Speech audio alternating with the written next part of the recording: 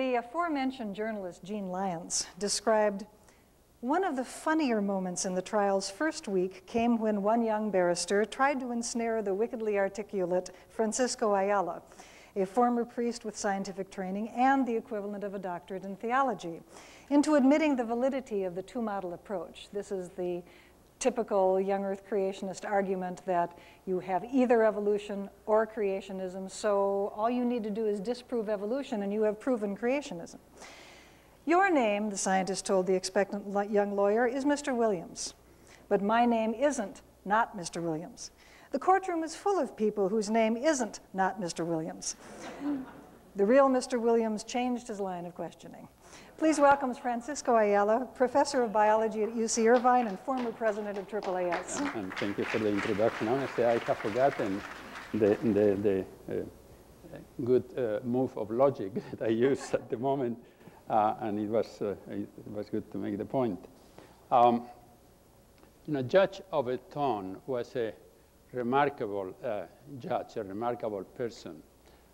We as expert witnesses sat very close to the bench behind which he was sitting, and he was taking notes furiously, directly on a yellow paper pad and writing, and he don't hesitate from time to time by passing the proper process of the lawyers, just himself asking questions to have things clarified.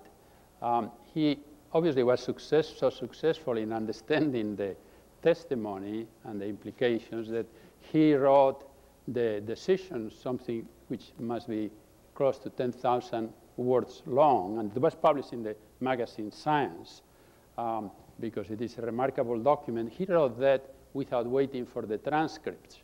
In fact, the transcripts of the trial were never completed because they became completely unnecessary and irrelevant, and a reason not to, it could not be justified to expend more money from the state to complete the transcripts since the decision had been made.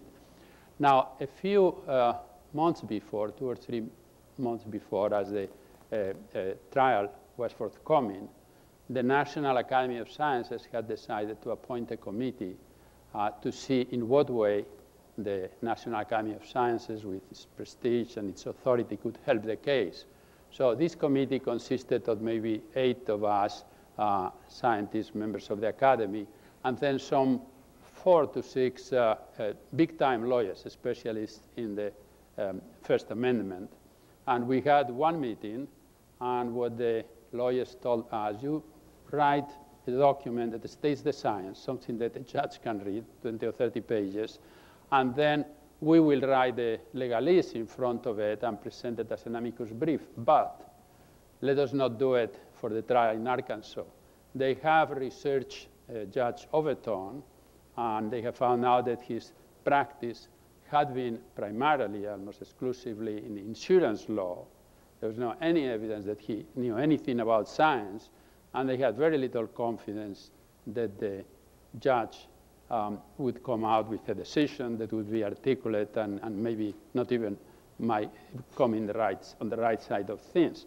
So they said that keep the document, we will wait until the matter goes to the Court of Appeals, and at that time we will present our amicus brief. Well, as you may know, the matter never went to the Court of Appeals because the state of Arkansas decided not to appeal, in part because the decision was so strongly argued and perceived as so definitive by so many. So the Academy decided to publish the document on its own, which appeared in 1984, and is called Science and Creationism, a View from the National Academy of Sciences, which has been reissued recently in 1999. In the meantime, however, the decision of Arkansas had not been appealed, but in the meantime, the state of Louisiana that had passed a very similar law had gone through various stages of arguing back and forth and legal proceedings, but eventually the case of Louisiana went to the Supreme Court, and that document was used as an amicus brief for the Supreme Court case. But for all of us who participated there, what became a very pleasant spectacle is how an intelligent person who knew nothing about the subject, I think there is every reason to believe that he didn't, and who had no prejudices and no preconceptions, came with all the right conclusions, at least as we see them, and managed to understand the methods of science, what science is, and the details of the science. I myself started by arguing the case that, or rather acting as an expert to the case that there are three kinds of notions, three areas of knowledge which are dealt with in the teaching of evolution. One is what might be called the fact, that evolution has occurred, descent with modification, that organisms change through time and diversified, from which the species come about, and there are extinctions and all sorts of other processes going on. But just that these things occurred is one of the subjects in the teaching of evolution. The second concerns history, what has happened and when, which brings up questions whether the humans are more closely related to the chimpanzees, say, than the chimpanzees are to the orangutans, and many other questions of this nature, which are very central to evolutionary studies. And the third set of questions concern processes, mechanisms, as sometimes we call them, and whether mutation is one of the processes, and natural selection, and many other subject matters that have to do with the processes by which evolution occurs. The point is that the fact of evolution, that evolution has occurred, is by general acceptance of the scientific community and by the overwhelming weight of evidence, incontrovertible. I like to say that we take it to be as well established a fact, using that terminology, not precisely the one that one would want to use, but that it is as well established as the molecular composition of matter, or that the Earth goes around the sun, the heliocentric theory. With respect to history, evolutionists over the years have learned very much. There are many things that we don't know. There are many things which are controversial. And so it is with respect to processes. We may argue about whether historical constraints or natural selection are more important in a particular process, or whether it is more a random set of phenomena, or is all fairly deterministic as a consequence, again, of natural selection. We do know a lot about process. We knew then, as I was arguing, but there are many things we don't know and many things that are controversial. But now, from the fact that there are unknown questions about history and unknown questions about processes, does not follow at all that we are not certain about the fact. We don't know precisely the history of the formation of the Sierra Nevada mountains. We don't know all the details of the configuration of the mountains, and that's no reason whatsoever to doubt that the Sierra Nevada mountains exist. And then I proceeded to argue, to provide evidence that molecular biology and recent findings of molecular biology were allowing us to reconstruct history, evolutionary history, and therefore indirectly, of course, corroborating the fact, assuming that corroboration was needed. Let me start with one slide. My line of presentation started with the evidence that all living organisms are made up of the same elements, the same materials, in about the same proportions. There seems to be no fundamental reason for that other than perhaps a common origin and, of course, evolution. All proteins, all enzymes, engines that run the vital processes are made up of the same 20 amino acids. Now, there are hundreds of amino acids. There's no particular fundamental reason why proteins should be all made from the same 20, again, other than evolutionary history. DNA, the double helix, is the hereditary material in all cellular organisms. And again, one can reiterate once more that there seems to be no fundamental reason for that to be the case other than evolutionary history. And again, the code, the genetic code, the code that translates the sequence of nucleotides into sequences of amino acids in the proteins and enzymes that are encoded by genes. That code is, with some exceptions, universal throughout the cellular world. And once again, this code is in principle arbitrary or largely arbitrary. So what the explanation could possibly be other than evolution? Well, interestingly, now in the years before 1980, the previous decade and a half or so, we have learned to use the sequences on proteins and the inferred sequences in DNA to reconstruct the evolutionary history. And that is based on two fundamental properties of the DNA. One is information, that is that the hereditary information, the genetic information, that it is going in interaction with the environment to direct the development of the individual, is contained in the sequence of letters of the genetic alphabet of the DNA. DNA, as it's well known, has 4 different components, which are typically represented with G, C, A, T. And the sequence of these letters along one of the strands, the other one is complementary, and therefore one determines completely the sequence on the other. The sequence of these letters carries the genetic information in the same way as the sequence of letters in an English text carries semantic information. The other property of interest is fidelity. In the process of replication of the DNA, the two threads, the two strands disentangle, separate, and each one of them acts as a template for the synthesis of a complementary strand, in such a way that at the end, the two daughter molecules are identical to each other, and as they are identical to the parental molecule. The relevant concept here is that this fidelity is enormous, but it's not perfect. So with a probability of something of the order of 1 in a billion, 10 to the minus 9, an error, in quotation mark, happens. The wrong letter is put there, and that leads to eventually accumulation of these mutations to change the text, as it were, the sequence of letters, and therefore the genetic information.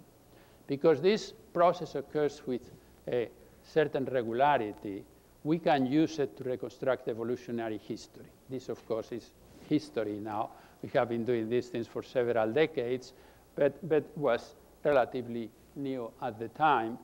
And the principle is, once we take into account the two properties of the DNA, is simple, that because the accumulation of mutations or mutational changes is a time-dependent process, two species that have diverged more recently from each other will have fewer differences than species that have diverged earlier, farther apart.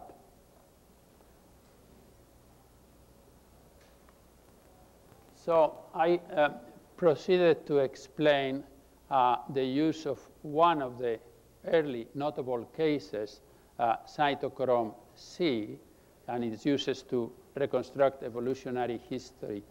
At this point, I brought a piece of paper, which was a slide that you are going to see in a moment, very similar to the slide. And of course, the paper, the copy, was given to the attorneys for the state of Arkansas and also to the judge. And I said, what I'm going to do is to use the sequence of amino acids in cytochrome C to reconstruct the phylogenetic tree of organisms representing most of life. And he gasped, literally, he gasped, and the terminology and the jargon, and I said, well, it is not as complicated as it sounds. He had stopped taking notes. He couldn't even write the words, I presume.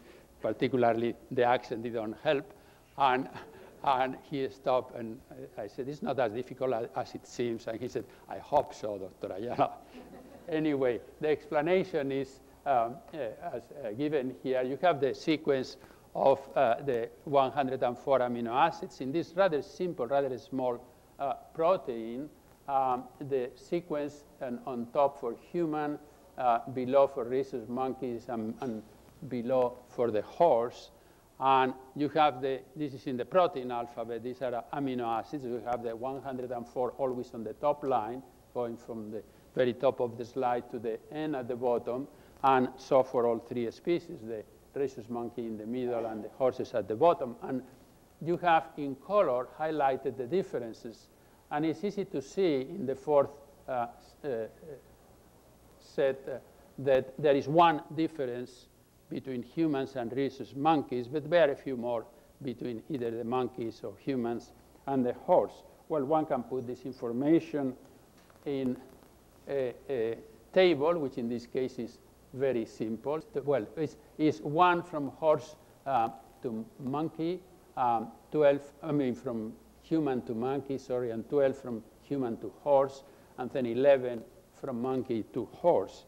And from this, one can reconstruct a phylogenetic tree, phylogenetic tree, a tree which has at the root the ancestral species and diverges. In this case, we are representing, of course, a very simplified version of evolutionary history, but there is a branch going to the horse and another branch going to the primates, and that splits into 2, humans and rhesus monkeys. And by comparison with the other species, we can infer that the one difference between humans and rhesus happened not in the branch going to the monkeys, but in the branch going to humans. The logic is very simple. When we look at this particular position at many other species, all the other species, including the horse, have the same one as the monkey. So we know that the change happened in humans. Well, you can now do the same thing for any number of species. There are about 20 of them. They are written on the left. And again, the amino acid sequences, now each amino acid is represented by only 1 letter rather than 3. And they are aligned. The differences are counted. And one ends with a table like this, a matrix, which is now, of course, much more complex than the previous one, which had only 3 distances.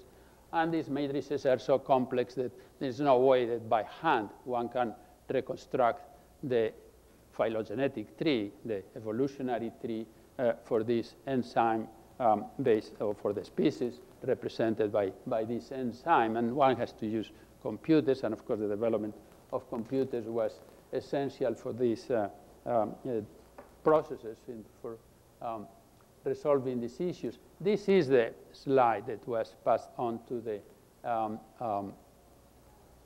lawyers and to the judge.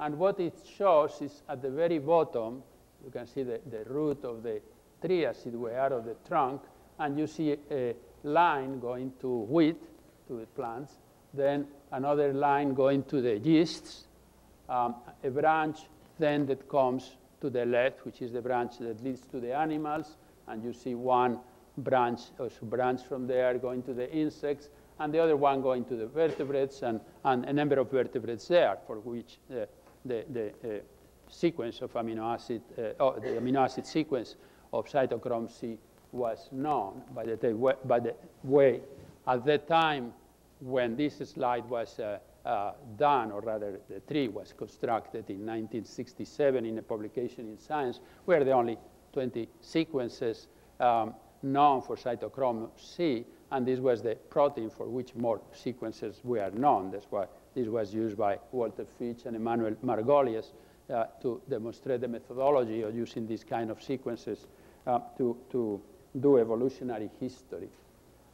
Well, we knew then, and we know now, that different proteins evolve at different rates, and different genes evolve at different rates, and therefore that we can use different proteins to reconstruct different time intervals in evolutionary history. For organisms that have diverged very recently, it's better to use proteins that are evolving fast, clocks, as it were, that are ticking fast. For things that are very remotely related, it's better to use clocks that are evolving more slowly, and that is what is being shown there. You can read it. The line with the lower slope is cytochrome C. The one in the middle is hemoglobin, and the one on the left is for fibrinopeptides. And the first ones evolve cytochrome C much more slowly. That's one could reconstruct the relationship between, basic relationship between plants, animals, and fungi using that enzyme of that protein, while if you were going to use a clock that is ticking too fast, there will be so much noise that you could not use for those far events. On the other hand, cytochrome C doesn't help us when we are asking the question whether chimpanzees are closer to humans than to gorillas, or questions of this kind. What has changed since then? A lot. The conclusions have not changed, and the way in which we use this evidence to reconstruct evolutionary history, and in the process of reconstructing evolutionary history, to establish, to add evidence, if such thing were needed, to the fact that evolution has occurred, but also reconstructing evolutionary history is one entry to ascertain the processes involved. But certainly in the last 20 years, molecular evolution, molecular biology, genetics have exploded.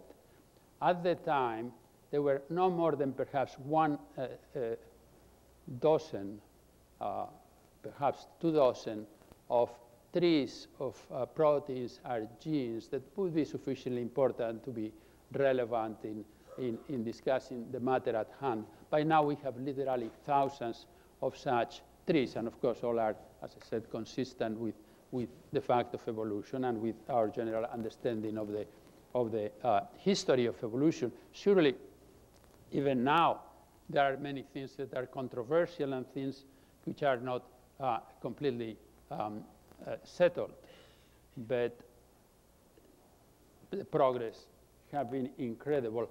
I will mention only two. I will give 2 examples. The first one is the discovery of the archaea. This is a class of organisms that we didn't know existed 20 years ago. We knew about eukaryotes. We knew about bacteria. A few species that are now included among the archaea were known. They were thought to be very unusual, very rare bacteria, like coming out from the hot springs of Yellowstone and the like. But since then, we have a whole new category of organisms unknown then. Now, this slide is constructed following the rule that the length of the branches represents approximately the total amount of diversity that is known in the particular group of organisms. The point, which is, without need to go into the details, is that the bacteria are a very diversified group. We knew that then. We know much more now. The eukarya, the eukaryotes, the organisms with cells very much like the ones we have, organized with the nucleus and other organelles, are a diversified group of organisms.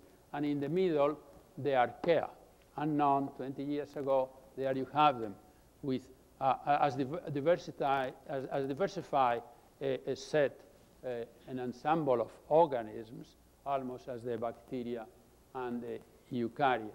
A point to notice there, if you look at the eukaryotes and at the top, at the extreme top right, you have animals, fungi, and plants.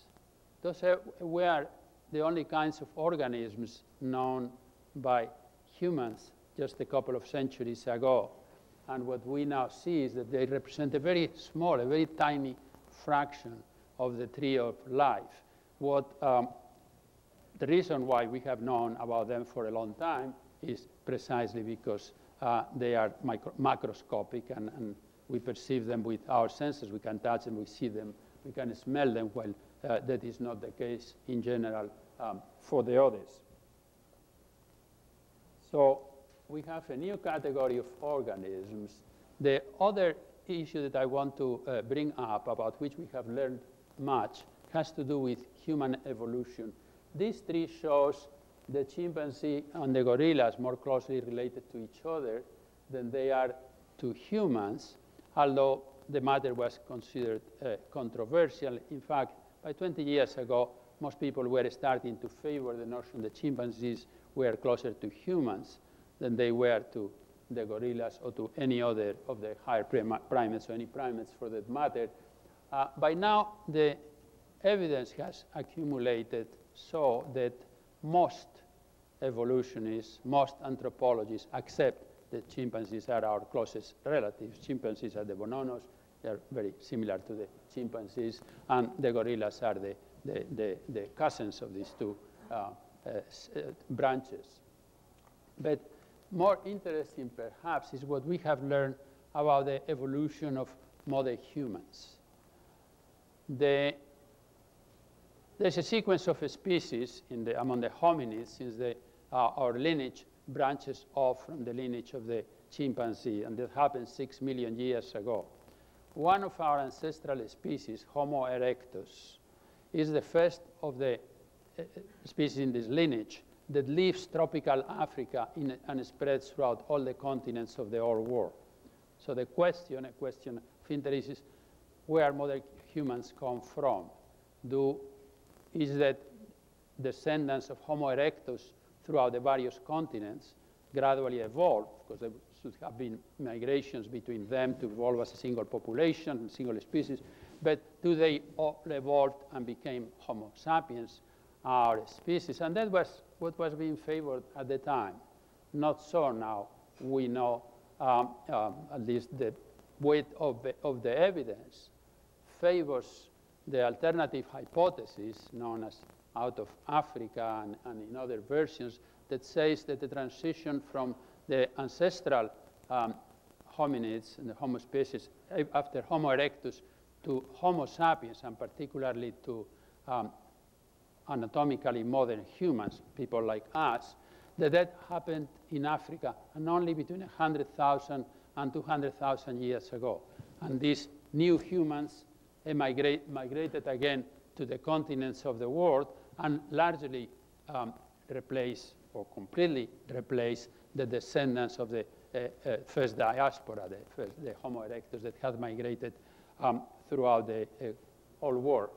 This is a very recent tree published in Nature, when the mitochondrial DNA, the complete molecule, has been sequenced now in many humans. Mitochondrial DNA was the first source of evidence suggesting that the origin of modern humans happened in Africa, and that this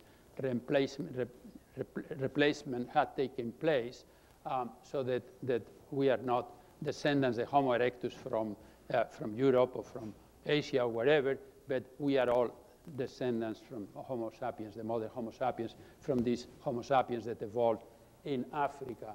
And you have there some of the dates which are estimated for the colonization by these now modern humans of the continents of the world. That's based on mitochondrial DNA.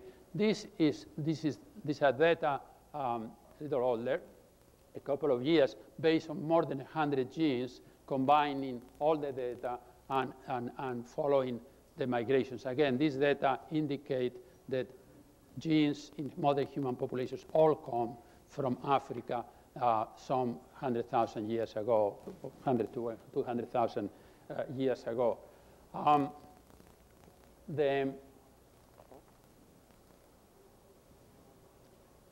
This notion is generally accepted. Just last month, 2 papers published, one in Science and the other one in the Proceedings of the National Academy of Science, bring in some evidence that seems to indicate that the replacement may have not been complete, that these new migrants from Africa may in fact have intercrossed in some cases and picked up some genes from some of the descendants of the original colonizers of the Old World. Say this is an example of something still in debate, although again the accumulation of evidence seems to favor the total replacement, but these very recent results bring into question whether the replacement was really absolute and complete. One thing that follows from that early divergence of modern human populations is that all human populations should be genetically very similar. And that is what I am showing here in this slide taken from the magazine Science. Let me put it this way, you call the divergence the number of genetic differences between a person, say, from my native city, Madrid, and a person from Tokyo, and you call those differences 100. When you compare two people from Madrid, you find 80% of those differences already. And 5% additional, you will find it when you compare somebody from Madrid with somebody from Barcelona. And the difference across the continents add only 10 to 15% to that. That is what is being illustrated there. That is perfectly consistent with a very recent differentiation of the ethnic groups of the world, which means the social level that what we call races biologically have very little foundation. There are some very conspicuous differences that obviously impact very little our genetic makeup. There are very few genetic differences. I will finish by making just reference to, concerning the matter of matters not of history, but of processes, this incredible achievement that has been made public this week of the human genome sequence, and the inference that the total number of genes in humans may be somewhere between 30,000 and 40,000. In fact, more people now favoring the low number of these two, the lower number of these two rather than the higher one. You know, a few years ago, even a few months ago, most scientists were guessing, and they were only guesses, the number of genes will be between 50,000 and 100,000. It's much fewer, which means that things may be simpler in terms of genetic control and development than we thought.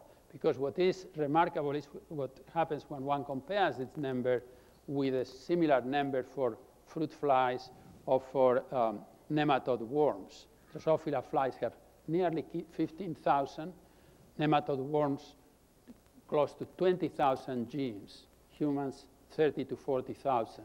So the increments does not seem to be so big.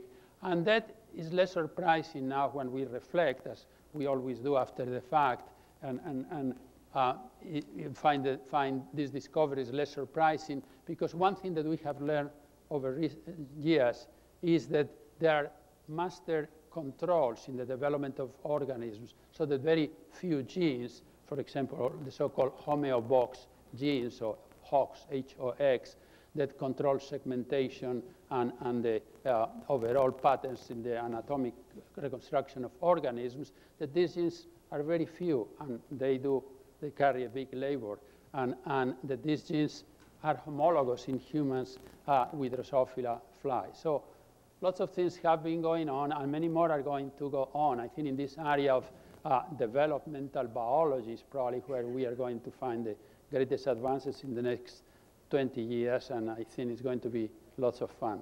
Thank you.